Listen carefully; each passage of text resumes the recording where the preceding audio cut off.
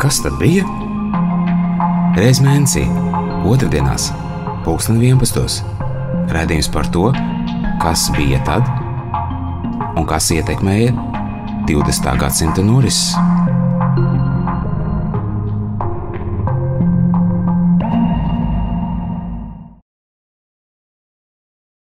Labrīt, radio un klausītāji! Raidījuma cikla Kas tad bija ietvaros šodien būs saruna par laiku pirms tā saucamās trešās atmodas, jeb par 20. gadsimta 70. un 80. gadiem. Studijā Latvijas okupācijas muzeja vēsturnieki Gīns Apals un Edvīns Evārds. Raidījumu tapšanu finansē Kultūras ministrija un par tā satura atbild Latvijas okupācijas muzeja biedrība. Uzreiz vietā vaicāt ir, kāpēc runājam par trešo atmodu? Šo jēdzienu ievies akadēmiķis Jānis Stradiņš, lai uzsvērtu notiekošo pārmaiņu fundamentālo nozīmi. Latvijas vēsturē par pirmo atmodu mēs uzskatām jaunatviešu laiku 19. gadsimta otrajā pusē, kas zemnieku kārtu pārvērt par nāciju. Otrā atmoda – Latvijas valsts izveidošana 1918. līdz 20. gadā tautai deva suverēno varu, bet trešā atmoda 20. gadsimta 80. un 90. gadu mijā ļāva atbrīvoties no okupācijas varas, atgūstot savu valsti, tiesības un brīvību. Protams, ka atmoda ir emocionāls jēdziens. Nav nekāda pamata domāt, ka padomju okupācijas laikā visi cilvēki bija ieslīguši letarģiskā miegā, bet tad pēkšņi modās vai tika modināti. Pretošanās okupācijas varai toreiz notika dažādos veidos, tāpat kā arī sadarbība ar to. Trešās atmodas priekškars bija padomju sistēmas stagnācijas periods 20. gadsimta 70. gados un 80. gadu sākumā, kad padomju savienību vadīja Leonīds Brežņevs. Ievērojamā Latvijas vēsturniece Daina Blejere atzīst, ka toreiz pie mums piemērošanās realitātei sabiedrībā bija nospiedošo pārsvarā pār pretošanos. Un tomēr pretošanās bija.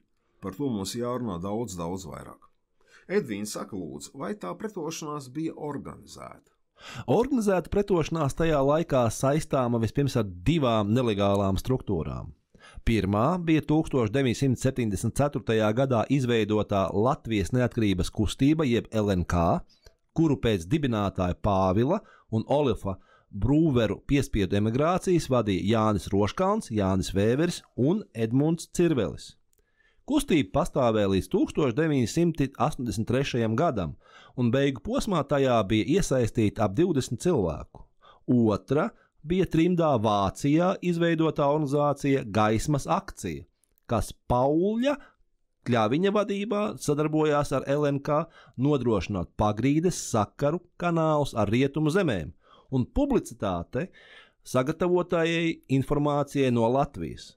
Organizācija pastāvēja no 1969. līdz 89. gadam. Starptautisko rezonanci guva LNK 1974. gadā Rīgā filmētie materiāli par ieslodzīto kolonu un arestantiem kravas automašīnās Krustpils ielā un VDK galveno ēku Stabu ielā, kurus rietumos organizācija Gaismas akcija publicēja gadu vēlāk, laikā, kad tur plašsaziņas līdzekļu uzmanības centrā bija Aleksandra Solženīcina grāmata Gulaga arhipelāgs. 70. un 80. gadu politisko opozīciju padomju varai Latvijā nerasti saista ar nevardarbīgās pretošanās ideju. Tomēr praksē vardarbība netika izslēgta. LNK apsvēra iespējas ar nelielu sprādzienu palīdzību pārtraukt Rīgas elektroapgādi līdz laikam, kamēr Latvijas televīzijā tiktu nolasīts LNK paziņojums tautai. Bet bija arī citi piemēri. 1977. gadā Mārtiņš Raitis Zilberts izveidoja nelielu grupu, kas uzbruka padomju varas iestādēm Cēsīs, spridzināja kravas vilcienu un cerēja nolaupīt pat Latvijas komunistu partijas vadoni Augustu Vosu. Edien, bet kādas tomēr bija tipiskās pretošanās izpausmes plašākā sabiedrībā? Lielākoties pretošanās izpaudās kā protests. Latvijas karogu uzvilkšana, skrejlapu izplatīšana. Doma par neatkarīgu Latvijas valsti bija balstīta aptuvenos pagātnes priekšstatos. Vēl mazāka skaidrība bija par idejas īstenošanas ceļiem un iespējām. Pat LNK darbojās bez detalizētas programmas, savu nostāju paužot uzsaukumā 1980. gada 18.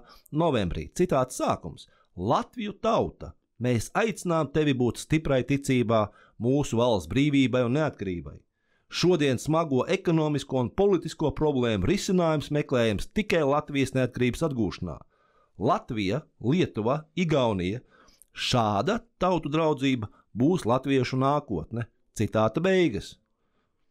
Te vietā būtu jautājums, par kādu nākotni sapņoja šie brīvības cīnītāji, cik konkrēti tas bija viņu idejas, ar ko viņi sadarbojās? Realitātē pretošanās kustības cīnītāju uzskatu spektrs bija diezgan plašs. Brīva Latvija kā pretstats padomu realitātei bija diezgan ietilpīgs jēdziens, un dažādi cilvēki to saprata atšķirīgi. Valstiskā neatkarība, tās politiskie un juridiskie pamati toreiz nešķita svarīgi. Galvenais motīvs bija atbrīvošanās no svešinieku varas un okupācijas. Galu galā ceļš līdz brīvībai toreiz visiem šķita ļoti tāls un daudziem pat pilnīgi neiespējams. Latviešu valsts idejā LNK aktīvisti neredzēja pretrunu ar Latvijas Republikas juridisko pamatu, proti ar 1922. gada Satversmes normām. Tas bija raksturīgi visiem tā laika brīvības cīnītājiem. Arī Gunāra Astras pēdējā vārdā Padomju tiesas zālē 1983. gada 15. decembrī mazāk tika runāts par Latvijas neatkarību un padomju okupāciju, bet vairāk par eksistenciāliem draudiem, ko latviešu tautai un latviešu valodai radīja padomju režīma īstenotā rusifikācijas politika. Astras vārdi tiesas zālē skanēja šādi: man sāp un es jūtos pazemots, ka manai dzimtajai valodai jāieraujas rezervātos, Brīvdabas muzejā, uz dažu teātru skatuvēm, atsevišķu masu informācijas līdzekļu darbībā, un arī tur to lēnu un pārliecinoši nospiež dižnā krievu mēli. Arī par to Astra teica savu slaveno frāzi: es ticu, ka šis laiks izgausīs kā ļauns murgs, tas dod man spēku šeit stāvēt un elpot. Neatkarība nebija pašmērķis, bet līdzeklis tautas saglabāšanai un izdzīvošanai eksistenciāli draudu priekšā. Vai pretošanās kustības dalībnieki sadarbojās ar kaimiņiem, lietuviešiem un igauņiem? Protams, Latvijas pretošanās kustības aktīvisti toreiz sadarbojās ne tikai ar dombiedriem Lietuvā un Igaunijā, bet arī ar disidentiem no dažādām padomju savienības daļām. Tomēr baltiešu pretošanās centieni attīstījās kopējā kontekstā ar opozīcijas kustību daudzās padomju republikās – Krievijā, Ukrainā, Gruzijā, Armēnijā un citur. Kopīgi bija noraidoša attieksme pret padomju iekārtu, bet domas par nākotni bija ļoti dažādas. Visi politiski ieslodzītie kopā pavadīja ilgus gadus sodu nometnēs vai cietumos un savstarpēji ietekmējās. Sakari ar ieslodzījumu biedriem turpinājās arī pēc atbrīvošanas. Tie gāja pāri Baltijas valstu robežām austrumu virzienā. Turpretim kontakti ar antikomunistiem Centrāla Eiropas valstīs praktiski nepastāvēja. Latvijas pretošanās kustība toreiz attīstījās padomju totalitārismu sistēmas uzliktajos rāmjos un ģeogrāfiskajā telpā. Vai bija atšķirības starp baltiešu brīvības cīnītājiem un padomju disidentiem? Latvijas, Lietuvas un Igaunijas pretošanās kustības pārstāvēja tautas, kuru zemes nekad nebija leģitīma padomju savienības daļa. Jāuzsver būtiska atšķirība. Ja disidenti kritizēja padomju sistēmu un iestājās par pārmaiņām visā padomju savienībā, tad Baltijas valstu brīvības cīnītāji gribēja atbrīvošanos no šī režīma un varas, ko uzskatīja par svešu, par uzspiestu un ārpusi. Lielākā daļa Baltijas pretošanās kustības cīnītāji atteicās atzīt sevi par disidentiem un uzsvēra Baltijas atšķirības no padomju savienības. Pastāvēja gan pamatots aizdoms, gan arī aizspriedumi par šo padomju disidentu attieksmi pret mazo tautu brīvības centieniem. Kā 1979. gadā rakstīja Gunārs Rode, tad Nacionālās atbrīvošanās kustības Latvijā vadošie un redzamākie darbinieki lielākoties nebija spējuši tikt pāri aizdomām, ka vienota disidentu kustība Krievu viltība, lai ar apspiesto un paverdzināto tautu palīdzību transformētu Krievijas koloniālo impērijas režīmu. Disidentu kustība Padomju Savienībā 70. un 80. gadu mijā bija daudz aktīvāka nekā pretošanās kustība Latvijā. Reaģējot uz 1975. gada Helsinku vienošanos, kas faktiski bija vienošanās starp Padomju Savienību un Rietumiem par galvenajiem principiem Eiropas drošības un sadarbības veicināšanai, kur pamatā bija cilvēktiesību ievērošanas nodrošināšana, izveidojās tā saucamās Helsinku grupas Maskavā, Armēnijā, Ukrainā, Lietuvā, Gruzijā un Ļeņingradā. 1981. gadā Padomju Savienībā jau pastāvēja vēl vismaz 15 dažādas politiskas un reliģiskas opozīcijas organizācijas. Lietuvā 1976. gadā izveidojās Helsinku grupa, bet kopā pastāvēja 4 opozīcijas grupas. Latvijā faktiski pastāvēja tikai Latvijas neatkarības kustība. Latviešu brīvības cīnītāji izvēlējās sadarboties ar lietuviešiem un igauņiem, nevis padomju disidentiem. Lielākā kopīgā akcija bija ar 1979. gada 23. augustu datētais Baltiešu memorands, zinām arī kā harta, Padomju Savienības, Vācijas Federatīvās republikas, Vācijas Demokrātiskās republikas un visu Atlantijas hartu parakstījušo valstu valdībām, kā arī apvienoto nāciju ģenerālsekretāram. Dokuments prasīja pasludināt par spēkā nēsošu Molotova-Ribbentropa paktu un likvidēt tā sekas, izvācot ārvalstu karaspēku no Baltijas teritorijas. Pats galvenais - memoranda autori prasīja nākošajā ANO ģenerālās asamblejas sesijā izskatīt jautājumu par stāvokli Baltijas valstīs, jo Baltijas tautām bija liektas pašnoteikšanās tiesības. Tiešas prasības atjaunot Baltijas valstu neatkarību gan tur nebija. Šī iniciatīva nāca no Lietuvas brīvības līgas, no 1978. gadā izveidotas pagrīdes organizācijas. Kopīgo memorandu parakstīja 36 lietuvieši, 4 igauņi un 5 latvieši. Inns Cālītis, Feliks Nikmanis, Uldis Ofkāns, Juris Ziemelis un Ivars Žukovskis. Gunārs Astra memorandu tekstu tulkoja latviski, taču savu parakstu tomēr nepievienoja. Vēlāk memorandu atbalstam Lietuvā patika savākt 30,000 citu parakstu. Latvijā līdzīgas rezonances tomēr nebija. Viens iemesls šeit bija plašākas pretošanās organizācijas neesamība. Latviešu brīvības cīnītāji tajā laikā drīzāk bija dombiedru grupa vai pat margināla sociālā vide, kurai nebija iespēja uzrunāt plašākas aprindas. Un otrs – reāli padomu drošības iestāžu represiju draudi.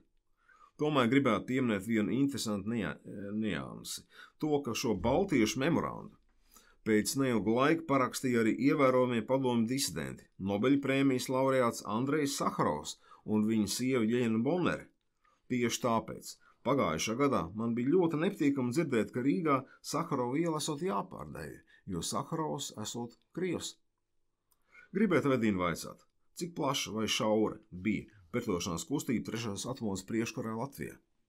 Pēc trimdas organizāciju apkopotajām ziņām 80. gadu sākumā Padomju Savienības cietumos un soda nometnēs atradās apmēram 30 politisko ieslodzīto no Latvijas. 1983. gadā, līdz ar augošo saspīlējumu starp Padomju Savienību un ASV, padomju vara Latvijā sāka jaunu represiju vilni. VDK veica kratīšanas vismaz 50 personu dzīvesvietās un izsauca uz pratināšanu vairākus simtus cilvēku. Kratīšanas laikā ar sirdslēkmi mira LNK dalībnieks Alfrēds Lēvalds.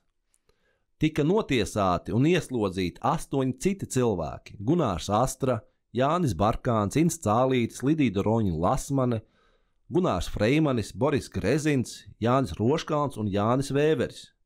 Ģedertu Melngaili piespiedu kārtā ievietoja slēgtā psihiatriskajā slimnīcā.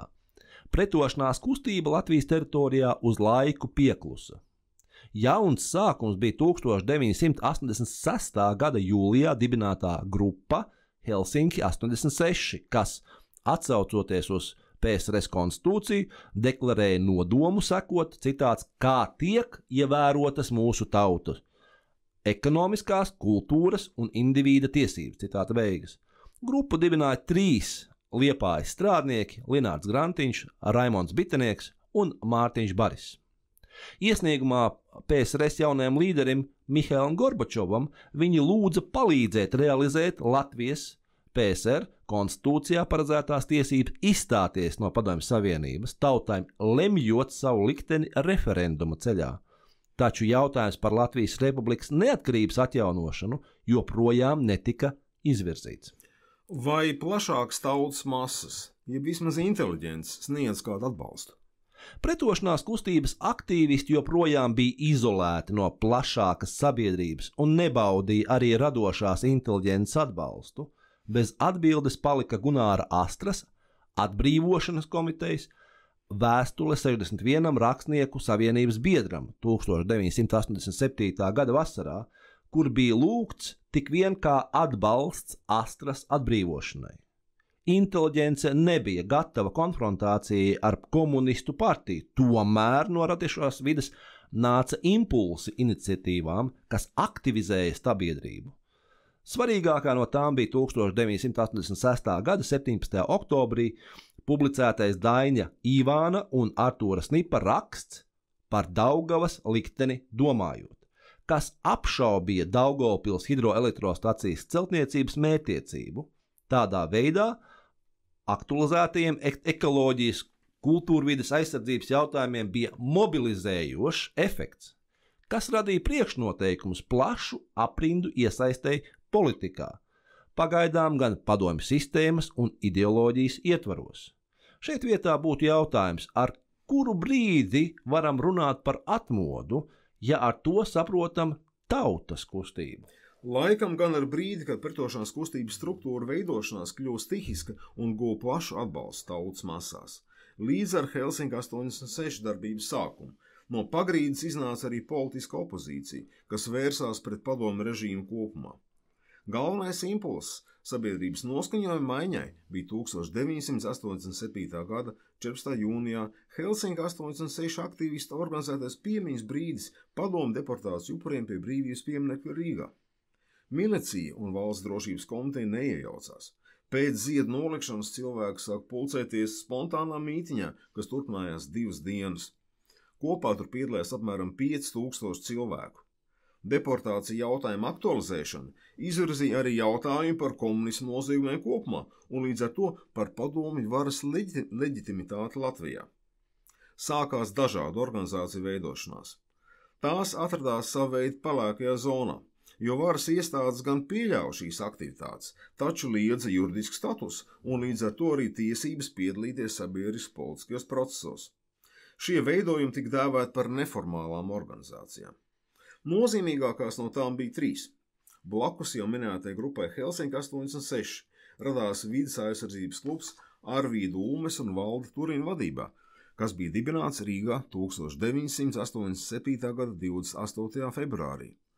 Klubs rūpējās par ekoloģiju un kultūrvides saglabāšanu, darbodamies paralēli oficiāli atzītajai dabas un pieminekļu aizsardzības biedrībai.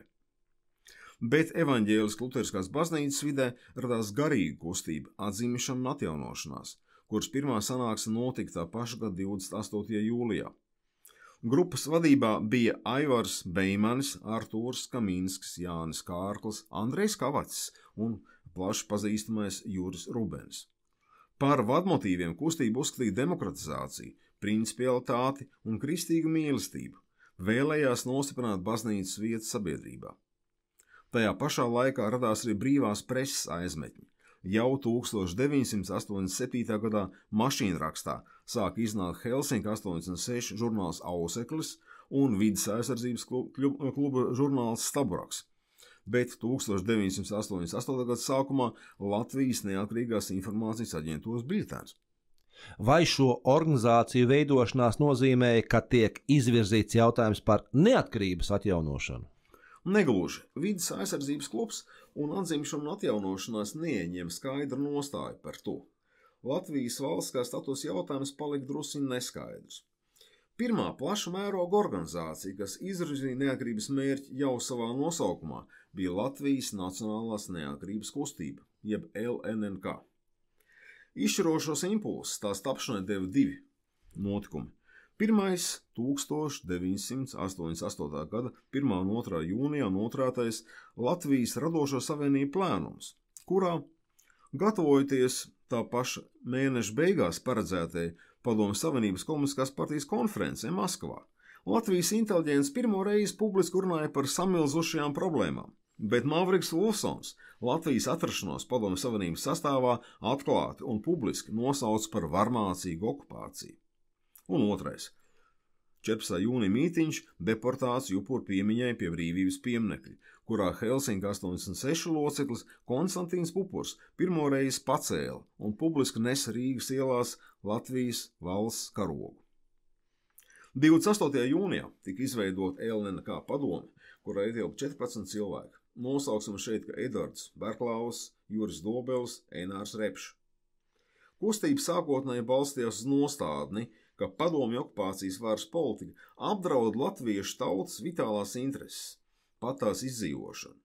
Sekmīgi aizstāvēt tautas intereses un atrisināt daudz samilzošas problēmas latviešu var tikai pilnīgas nacionālās suverenitātes apstākļos. Vasarā Arkādijas parkā Rīgā notika vairākas LNK masas sapulces. Vairāk nekā 700 cilvēku uzrakstīja iesniegumus par pievienošanos kustībai. 8. septembrī LNK padome pieņem dokumentu ar nosaukumu Pamatnostādnes jautājumā par Latvijas republikas statusu, kas skaidri deklarēja, ka neatzīstam Latviju kā PSRS locekli de jure. Uzskatām, ka de facto Latvijas republikas iekļaušana PSRS sastāvā ir Latvijas okupācija un pieprasām to izbeigt. Vai ar to valstiskās neatkarības atjaunošanas mērķis bija nosprausts? Negluži. Attiecībās ar okupācijas varu kādu laiku turpinājās laipošanas taktika.